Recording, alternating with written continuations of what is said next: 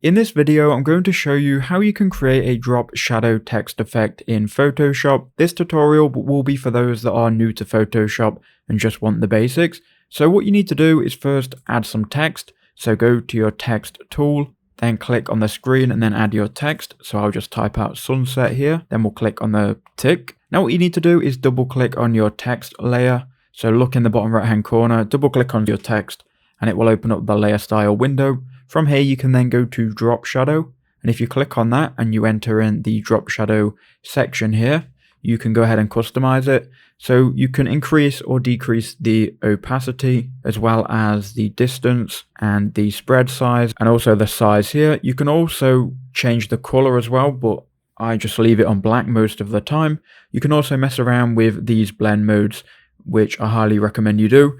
Now, really, you can get whatever effect you're looking for. I'll just leave it on normal and then we'll click OK.